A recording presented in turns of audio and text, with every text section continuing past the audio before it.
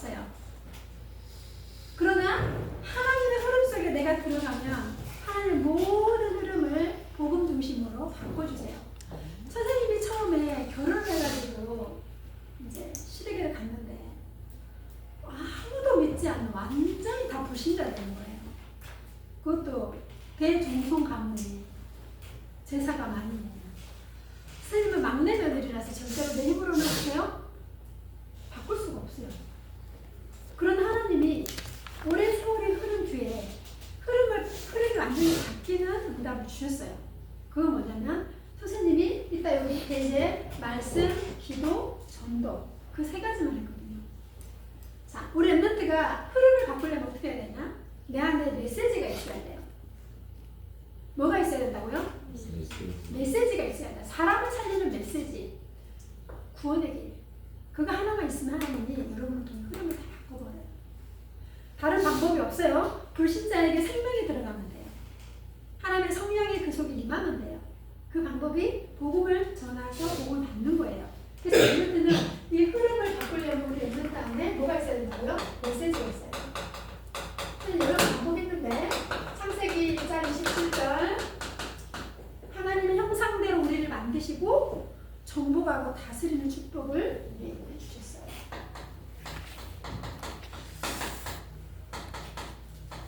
모든 걸 다 주셨어요. 우리에게 하나님께서. 그죠? 그런데 이 모든 걸 뺏겨버린 사건이 생깁니다. 창세기 3장 1절 6절에 하나님의 약속을 어깁니다. 불신앙이죠. 로마서 3장 23절에 모든 사람이 죄를 범하였음에 하나님의 영광에 이룰 수 없어요. 원죄예요. 하나님을 떠나버린 죄를 짓고 말아요. 요한복음 8장 44절에 어디 있죠? 사단에게 잡히죠. 생각과 마음과 영혼이 하나님을 떠나서 여기에 잡혀버려요. 그러니까 우리 인간은 어떻게 에베소서 2장 1절에 허물과 죄로 죽어있는 상태. 태어나는 순간 영이 죽어서 태어나죠. 에베소 2장 1절 허물과 죄로 죽었어요. 그러니까 세상 풍속을 따라요. 어떤 거? 공중 권세 잡은 자를 따를 수밖에 없어요. 절대로 여기서 빠져나올 수 없어요. 에베소서 2장 3절에 본질상 진노의 자녀예요. 절대 불가능한 상태. 절대로 행복할 수 없어요. 하나님을 만나지 않고는 죽어있는 영을 살릴 수가 없어요. 자, 하나님을 떠나서 공중권세 잡은 자에 잡히니까 어떡하죠? 결국은 히브리서 9장 27절에 한 번 죽는 것은 사람에게 정해져 있어요. 그리고 그 위에는 심판이 있어요. 생명이 있는 자는 하나님의 나라로, 생명이 없는 자는 영원한 지옥에 갈리게 되었습니다. 그리고 이렇게 끝나는 것이 아니라 출애굽기 20장 후손이 3, 4대에 이르러 이 영적인 문제가 어떻게 하죠? 계속 반복되어서 내려갈 수밖에 없어요. 하나님이 여기서 빠져나올 수 있는 길을 주셨는데 그 길이 뭐예요? 그리스도 예수예요. 예수 그리스도를 통하여서 절대 불가능한 이 상태에서 벗어날 수 있어요. 요한복음 14장 6절에 하나님을 만나는 길이요 진리요 생명 되신 그리스도. 사도행전 4장 12절에 다른 이로서는 구원을 받을 수 없어요. 천하 인간의 구원 얻을 만한 다른 이름을 주신 적이 없어요. 로마서 8장 2장 그리스도 예수 안에 있는 생명의 성령의 법이 절대 불가능해서 빠져나오게 되는 거예요. 마가복음 10장 45절에 십자가에서 대속물로 오셔서 내 모든 죄와 저주를 끝내버리셨어요. 요한일서 3장 8절에 죄를 짓는 자는 마귀에게 속하죠. 마귀는 처음부터 범죄했잖아요. 하나님의 아들이 나타나신 것은 이거죠. 마귀의 일을 멸하려 하십니다. 히브리서 2장 14절 15절에 죽음이라는 세력을 딱 잡고 마귀가 사람을 공격하고 사람을 속이죠. 이 모든 죄와 저주를 끝내신 그 그리스도. 이 구원의 길이 렘넌트 안에 내 것이 되어져야 돼요. 이거는 1시간도 할 수 있어야 돼요. 5분만 해도 빨리 끝낼 수 있어야 돼요. 이거를 10분만 해도 빨리 말로 할 수도 있고 십자가를 그리면서 할 수도 있고. 네. 사람을 살리는 메시지가 있어야 돼요. 그래야만 하나님 쓰시는 거예요. 그럼 이제 하나님의 여정의 흐름인데 나는 어떤 흐름이 있어야만 현장을 할 수 있냐? 오늘의 말씀. 히브리서 4장 12절에 하나님의 말씀은 살아있고 활력이 있고 좌우의 날선 어떤 검보다도 예리하고 우리의 혼과 영과 관절과 골수를 찔러 쪼개는 게 말씀이에요. 오늘의 기도가 있어야 돼요. 예레미야 33장 1절로 3절에 특히 3절에 너는 내게 부르시라 내가 네게 응답하겠고 네가 알지 못하는 크고 은밀한 일을 내가 네게 보이리라. 오늘의 전도. 렘넌트 안에는 항상 오늘의 전도가 있어야 됩니다. 오늘 말씀 본문 읽었죠? 사장이제 1장 8절. 증인 되게 하겠다. 어떻게? 증인. 자, 그럼 요셉 볼까요? 요셉은 어떤 흐름을 바꿨죠? 창세기 37장 1절로 11절에 보니까 요셉이 뭘 꾸죠? 꿈을 꾸죠? 이 꿈이 누가 준 꿈이었어요? 하나님이 주신 꿈이었어요. 요셉이 이 언약을 붙잡고 말씀, 기도, 전도 속에 왜? 이상적으로 초정적으로 미리 주셨잖아요. 요셉에게. 그죠? 해와 달과 11개의 별이 절을 하는 꿈을 꾸고. 그죠? 이 요셉이 이 꿈을 하나님이 주신 언약으로 나의 언약으로 붙잡고 나의 기도, 나의 전도 세계복음을 하는 그 꿈을 요셉이 꾸게 되죠. 그래서 이 영화 언약의 흐름에 요셉이 들어갑니다. 자, 그러면 어떻게? 내가 어떻게 해야 되는지 넓이를 잘 봐야 돼요. 그리고 높이 대충 하면 안 돼요. 100%. 사람을 보면 그 사람의 넓이, 깊이, 높이를 볼 수 있어요. 그리고 과거, 현재, 미래. 그 사람이 그렇게 될 수밖에 없는 과거가 있었고 지금 그 문제가 올 수밖에 없는 현재가 있었고 앞으로 어떻게 될 것이라는 말이 성경에 있잖아요. 그죠? 렘넌트는 이 정보가 있어야 돼요. 만약에 내가 어떤 달란트를 가지고 그 달란트의 꿈을 이루려면 그 달란트에 대해서 계속 편집해 가야 돼요. 선생님도 아무것도 없는 상태에서 말씀을 어떻게 하죠? 편집했어요. 넓이, 깊이, 높이. 말씀을 가지고 사람을 만나면 그 사람의 과거, 현재, 미래를 이해하고 보게 되고 기도하게 되죠. 그죠? 그러면 흐름이 바뀌어져요. 그리고 뭐죠? 좌우 그리고 뭐죠? 옆에를 보는 거죠. 100%에서 뭐죠? 300%. 누가? 오늘 요셉을 한번 볼까요? 자, 요셉이 노예로 갔어요. 노예로 가면 웬만한 사람은 자살해요. 왕처럼 비단옷을 입고 살았는데 오늘날 10명의 형이 누명을 씌워서 물구덩이에 던졌는데 물이 없어 살아났죠. 안 죽으니까 이제 어떡하죠? 애굽에 팔아버렸잖아요. 뭘로? 노예로. 요셉은 노예로 갔을 때 자책하고 실망하고 낙심하지 않았어요. 뭐 했어요? 이거 했어요. 보디발 장군 집에서 넓이와 높이와 깊이를 봤어요. 그 집에 필요한 게 뭐지?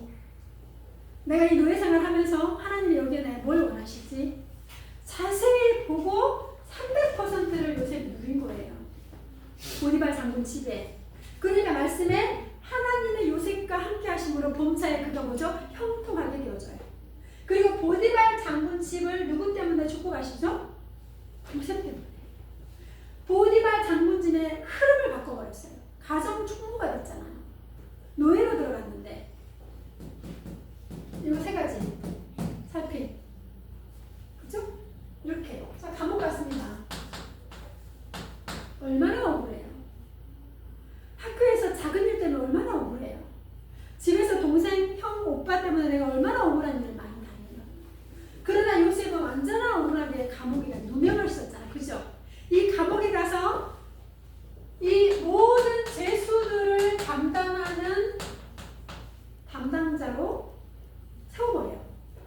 간수장이에요. 자, 죄수를 아무한테나 맡겨요. 그 시대에 죄수가 도망가면 그 사람 뭐죠? 같이 사형을 당해야 돼요. 죄수가 도망가면. 간수장. 근데 그 간수장이 요셉을 믿고 요셉에게 뭐죠?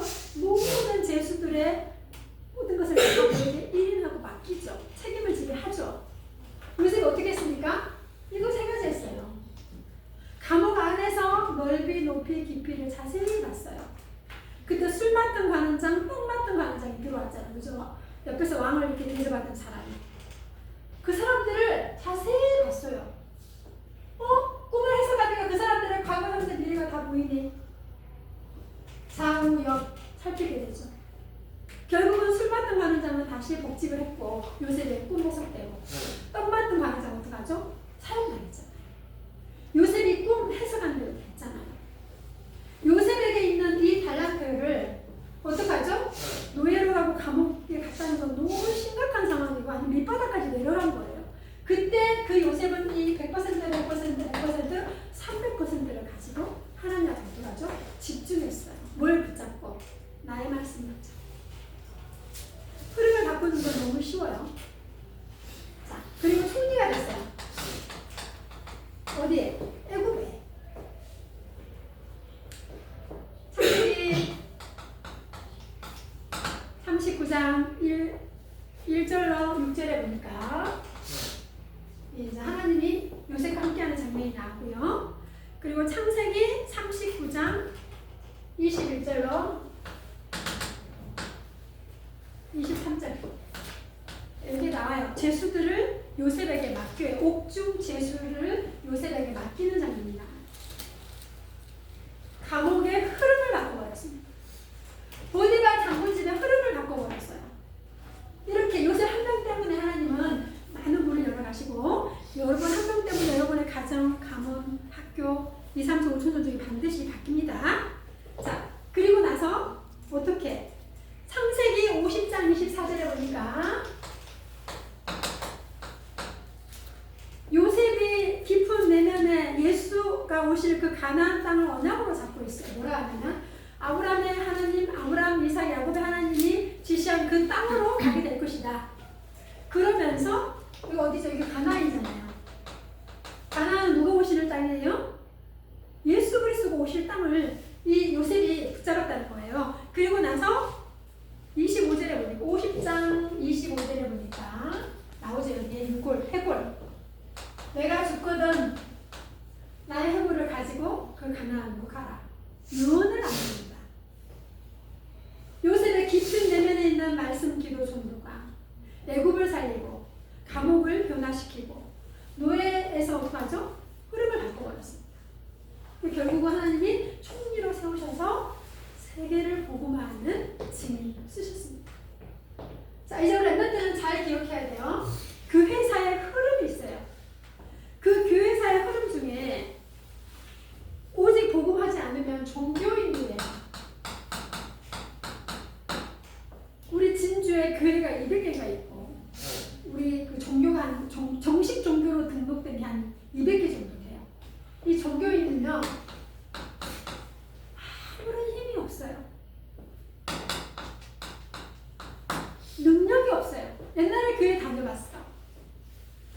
점쟁이한테 복음 전하러 갔는데 그 귀신 들린 무당이 옛날에 자기는 신학까지 다녔어요. 신학 졸업장까지 문장을 붙여놨어요. 교회 다닌다고 그 문제가 해결됩니까? 아무 힘이 없는 종교. 이 종교인은 흐름을 바꿀 수가 없어요. 왜? 말씀이 없거든. 기도가 없거든. 전도가 없거든. 그것도 가장 무서운 게 뭐죠? 율법주의입니다.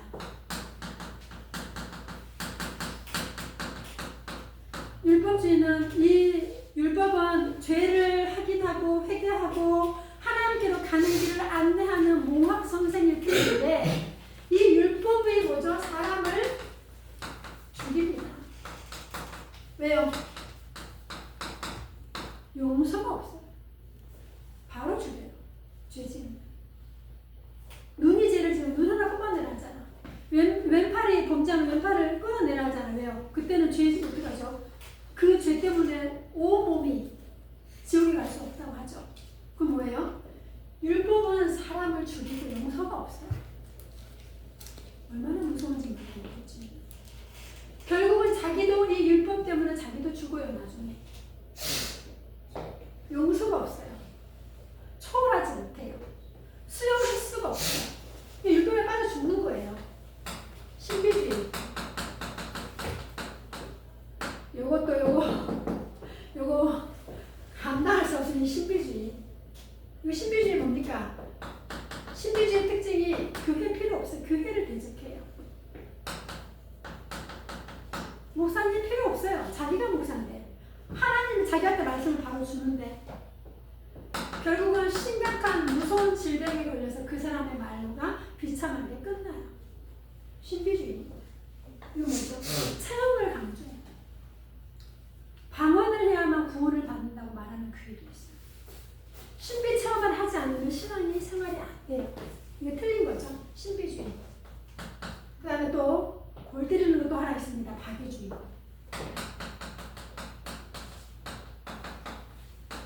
교회는 불쌍한 사람들이 많이 간대. 헌옷 있으면 교회 갖다 줘. 뭐 남은 거 있으면 저 교회 불쌍한 사람들 갖다 줘. 교회는 장애인이 가는 곳. 교회는 힘없는 사람이 가는 곳. 이게 뭡니까? 박애주의예요. 이거 심각한 자존심이에요. 성전 미문에 앉은 백리에게 금을 주고 은을 주고 돈을 주는 것이 그 사람을 살리는 거라고 생각해요.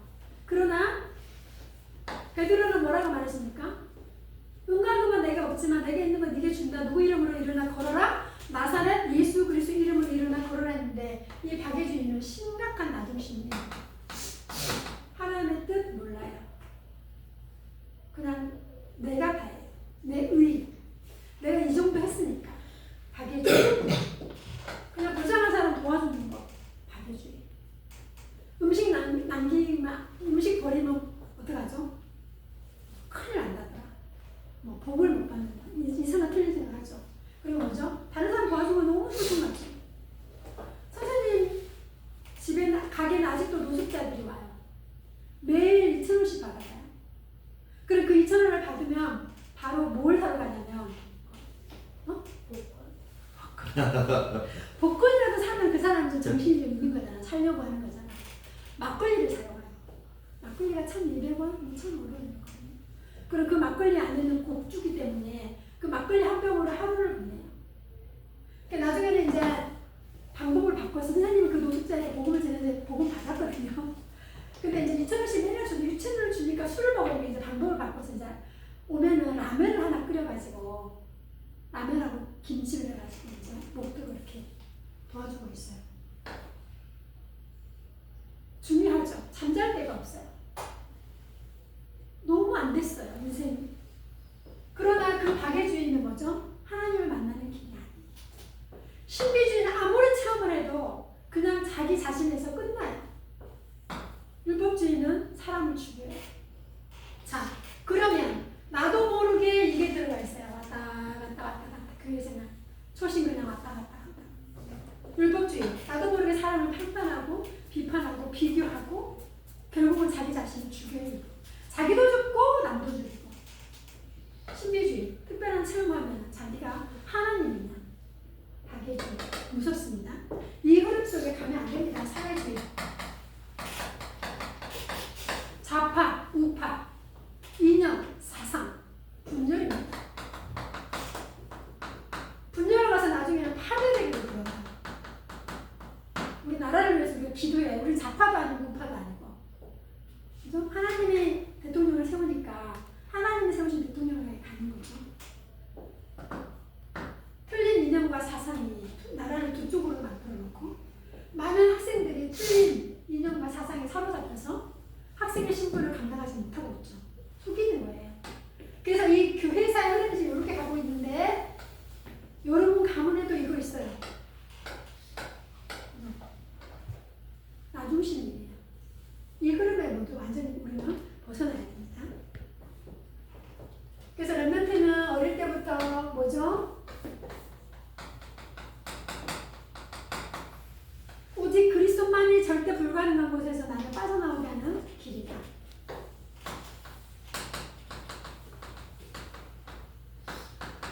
통해 가정과 가문과 우리 학교 하나님 나라가 임한다.